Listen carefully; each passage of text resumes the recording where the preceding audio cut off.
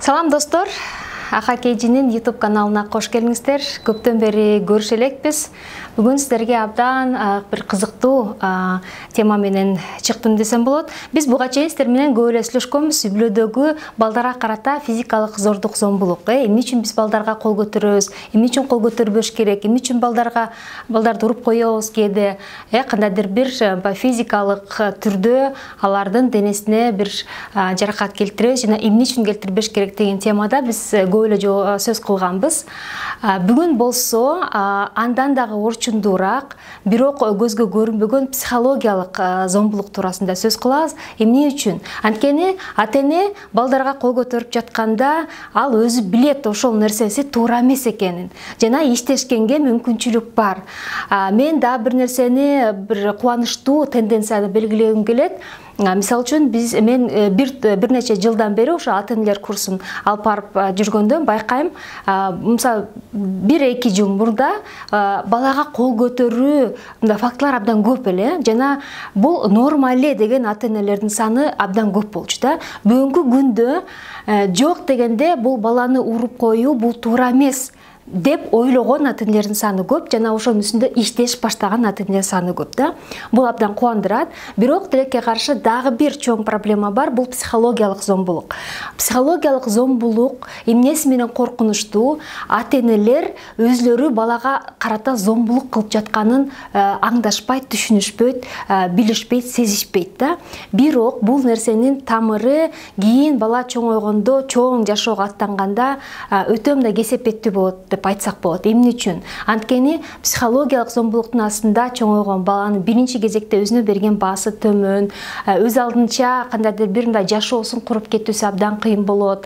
Өзүнө берген баасы абдан төмөн, кандайдыр бир жашоодогу маанилүү чечимдерди кабыл алууда абдан мындай кесепеттүү, абдан чайналат. Ошол эле үй-бүлө курууда өзүнүн партнер деп коебуз го, же болбосо жубайын тандоодо дагы бул нерселердин баардыгы баягы кедергисин тийгизип отурат да. Мында бүгүн биздер менен ошол кайсы учурда биз ата-эне катары балага зордук, зомбулук көрсөтөбүз, психологиялык, же болбосо эмоционалдык десек болот да. Мына ушуну тааныганды келиңиздер бүгүн сиздер менен үйрөнөбүз да. Мен бүгүн негизги, анан өтө көп кездешкен бир нече пунктка токтолом. Сиздер эгерде ушул жашооңузда бар болсо, ошол балаңыз болгон мамиледе, андан кийин муну менен кантип иштешүү керектигин андан кийин кененирээк сөз кылабыз. Анда эмесе кеттик. Биринчиси, биринчи биз балабызга кантип психологиялык зордук, зомбулук кылабыз. Эң биринчиси бул терс образ жаратуу. Биз балабызга кээде өзүбүз ойлонбой туруп бул зомбулук экенин, жөн гана бир тамаша иретинде баланын терс образын түзүп коебуз да. Мисалы, эң эле кеңири тараган бул сырткы кебетесин карап айтабыз. Мурдуң мармыйган мурдуңду карачы деп, же болбосо, бутунун кыйшыгы ортосунан трактор өтүп кетет деген сөздөрдү мен бала кезимде абдан көп уккам да. Ал ата-эне үчүн бул албетте зордук, зомбулук эмес, балким бул ата-эне үчүн эркелетүү да болушу мүмкүн. Ата-эне баласын ошентип жөн эле эркелетип коет да. Бирок бул нерсе менен бала өмүр бою жашайт. Мен жана башында айткандай, өмүр бою ушул терс образ аны коштоп жүрөт да. Же болбосо анын кыял жоругуна, кулк мүнөзүнө байланыштуу кандайдыр бир терс образ. Ушул деле эң эле орой, булкулдап эле мурду менен биртет, бул ушундай деген сыяктуу кандайдыр бир мындай таңуулоо баланы акырын күндө ошентип айтып, ал ошондой экенине ишендирип коебуз да, терс образын. Бул биринчиси, эгерде ушундай көрүнүштө орун ала турган болсо, албетте биз өзүбүз менен иштешибиз керек. Экинчиси, негативдүү жалпылоо.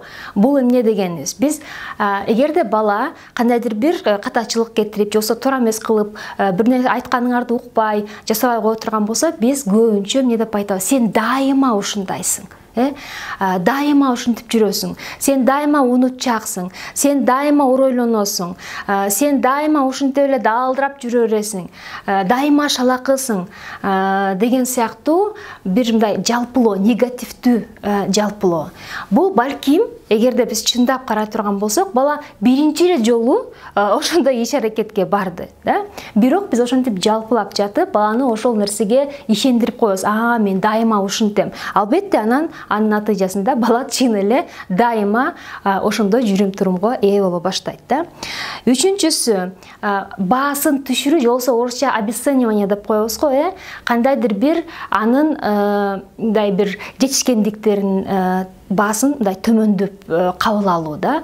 Мисалы, ошол эле кыял жоругундагы, ошол эле балким окууда жетишкендиги болушу мүмкүн, же болбосо кандайдыр аябай жакшы жүрүм-турумунда болушу мүмкүн, башкалар менен мамиле түзүүсүндө болушу мүмкүн. Кыскасы, сонун бир жетишкендиктерин биз мындай төмөн баалап коебуз, да. Ошого да мактанат бекен. Мисалы үчүн бала 4 алып келсе, тим эле 5 алып келгенсиң далдаңдайсың да деген сөздөрдү да биз көп айтабыз. Бул дагы ошол баланын жетишкендиктеринин, же болбосо баланын баасын төмөндөтүү. Тескерисинче биз ата-эне катары 4 болсо ошону 5 катары кабыл алышыбыз керек. Ошол кичине жетишкендик кылса, ошону биз чоң жетишкендик катары көрсөтүп, ошондо кабылдасак, бала дагы ошол жетишкендигин чоң жетишкендиктер калап, кандайдыр бир шыктануу алат, да. Андан кийинки 4-чү пункт бул күнөөлүү, же болбосо өзүн күнөөлүү сездирүү. Чувство вины деп коебуз го орусча. Биз дайыма мындай деп айтышыбыз мүмкүн: сенин айыңан. Сен ушинтпегенде мындай болмок. Мен кээде мындай бир ситуацияларга туш келип калам. Туугандарым, же болбосо досторумдун арасында, мисалы үчүн, аял менен күйөөсү урушуп кетсе, күйөөсү урушуп алып эшик тарс жабып эшикке чыгып кетсе, аялы балдарына кыйкырат да: мына сенин айыңан. Сен ушинтип эркелебегенде биз урушпайт болчубуз. Же болбосо сен эки алып келбегенде мынчалык конфликт болбойт эле деген сыяктуу, да. Чынында келгенде бала бул жерде мындай, бала тут ни при чем, да, орусча айткандачы. Бул эки жубайдын ортосундагы проблема, бирок эмнегедир биз ошонун себебин балага жүктөп коебуз да, ошол жоопкерчиликти. Же болбосо башка бул конфликтке эмес болсо деле биз балага көп эле айтабыз да: ушуга сен күнөөлүүсүң. Сен ушун жасап койгонуңда мен азыр мынчалык кайгырбайт элем. Же болбосо мындай бир дайыма баланын күнөөлүү сездирип, ошого мындай кайгыртканга, мен ушинтип апамды ушинтип кайгыртып койдум деп мындай жүрөгүн оорутканга өзүбүз аңдабай туруп, бирок ошону каалайбыз да. Өзүңүздөр ойлонуп көрсөңүздөр, ушул биз чындыгында баланын жүрөгү ооруганын каалабайбыз, бирок ошону жасайбыз да. Бул подсознаниядағы бир мындай көмүскө бир процесстер да бул. Андан кийинки өтө кеңири тараган эмоционалдык зомбулук бул мазактоо. Мазактоого бул башка балдар менен, же болбосо башкалар менен салыштыруу дагы мазактоого кирет. Же болбосо кандайдыр бир жаман ыплас сөздөр менен урушуу дагы мазактоого кирет. Мисалы үчүн акылың жок, келесоосуң, тупой деген сөздөрдү биз күнү жашообузда көп колдонобуз да. Бул дагы өтө кеңири тараган эмоционалдык зордук зомбулук. Андан кийин мен бир сүйүктүү темаларымдын бири, ушунун үстүндө мен көп иштейм. Бул сенек, же болбосо чектеген ынанымдар, же болбосо предрассудки деп коебуз орусча. Биз балдарыбызга өзүбүздүн ата-энебизден алган, коомдон алган кандайдыр бир установкаларыбызды, сенек ынанымдарыбызды таңуулайбыз да. Мисалы үчүн, эркек балдар ыйлабаш керек. Сен эмне эркек болуп ыйлап атасың? Же болбосо, кыздар сөзсүз тамак жасаганды билиш керек. Кыздар антип далдаңдап чуркабайт, кыздар антип арсалаңдап күлбөйт деген сыяктуу бир сенек ынанымдарыбызды таңуулайбыз. Ошол эле кесипке байланыштуу, мисалы үчүн, койчу, эмне кыз кантип ошол кесипке барсын? Кыз кантип ошол окууну окусун? Же болбосо, мен өз кулагым менен туугандарымдын балдарын айтып атканын уктум эле, повар болгусу келген баласын: койчу, ошо катындын жумушун сен кыласыңбы? Деп мен түз айттым ошол фразаны. Кандай уксам ошондой айттым. Орой болсо кечирип коюңуздар. Бул дагы түздөн түз эмоционалдык зордук зомбулук. Бирок мен дагы бир жолу айттым, ошол ата-энелер, ошол сөздү айткан биз өзүбүз бул эмоционалдык зордук зомбулук экенин сезбейбиз. Балабызга канчалык ошол жарат алып келип атканын, канчалык кесепеттүү экенин тилекке каршы көп учурда аңдабайбыз да. Андан кийинкиси 7-пункт бул шантаж. Бул дагы биздин маданиятта өтө кеңир тараган. Мисалы үчүн кенеде жаңы тамтың баскан балабызга чейин сен антсең мен мындай кылып салам. Жоксо сен ушундай жакшы бала болсоң, мен сага муну алып берем, же тияка барам, мен сени жакшы көрөм деген сыяктуу шантаж кылабыз да кадимкидейчи. Андан кийинки пункт ошол эмоционалдык зордук зомбулук. Бул бойкот же болбосо сүйлөшпөй коюу. Сүйлөшпөй коюп балага кайдыгер мамиле жасап жазалоо. Бала мисалы үчүн бир жаман нерсе кылып койсо, же болбосо биздин айтканыбызды жасабай койсо, биз эмне кылабыз? Месиреп баланын алдына барып, ушунчалык демонстративдүү түрдө, ушунчалык нааразы экенибизди көрсөтөбүз дагы. Ошол боюнча бир да сөз айтпай, бурулган боюнча басып кетебиз. Байкуш балабыз аркабыздан жүрөт. Апа эмне болду? Апа сүйлөп койчу. Апа мен сени жакшы көрөм. Апа муну кыла калайынбы? Апа тигини кыла калайынбы? Мелде бир сөз чыкпайт, чыкса барар. Көзмө көрүнбө деген эки сөз чыгышы мүмкүн да. Ошо менен балким кээ бирлер 1 саат, кээ бирлер 1 күн, кээ бирлер 1 жумага чейин бул жазалоо уланышы мүмкүн да. Бул бала үчүн эң чоң жазалоо, эң чоң эмоционалдык зордук зомбулук жана эң кесепеттүү жараткы алып келет да.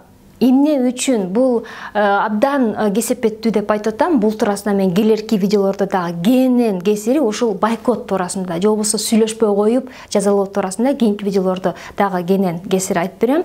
Эми ушул пункттардан эгерде сиздер ар бириңиздер өзүңүздөрдү көргөн болсоңуздар, кийинки суроо кантип бул нерсе менен иштешүү керек?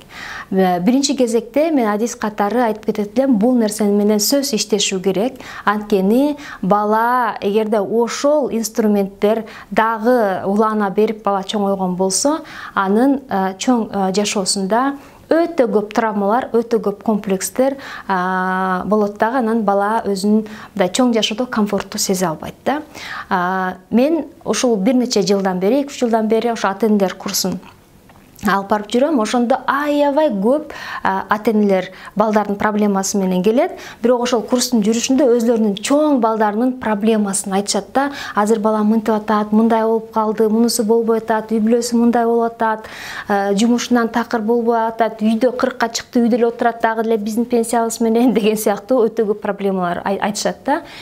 Мунун бардыгы, муну азыр ошол мен санап өткөн пункттардын дагы кесепети да. Ошон үчүн бул нерселер менен абдан иштешибиз керек. Мен ата-энелер курсунда ар бир кадам, тамтуң баскан баланы жетелеген сыяктуу бирде жыгылабыз, бирде турабыз. Кээ бир көнүгүүлөрдү аткарган оңоюраак болот, кээ бирлер башында таптакыр эле аткарганга мүмкүн эмес. Кээ бир ата-энелер кадимкидей ыйлашат, жок мен муну кыла албай атам, мен мындай болбой атам. Бирок ошентип тамтың басып отуруп, 1 айдын ичинде биз кадимкидей мындай ата-эне катары чуркаганга үйрөнөбүз да. 1 айдан кийин ата-эне өзүн ишенимдүү, мыкты ата-энемин деген ишеним менен кетет. Анткени ата-эне ар бир өзүнүн кадамын, ал кадамын балага кандай таасир этип атканын мындай осознанный түрдө көрө алат.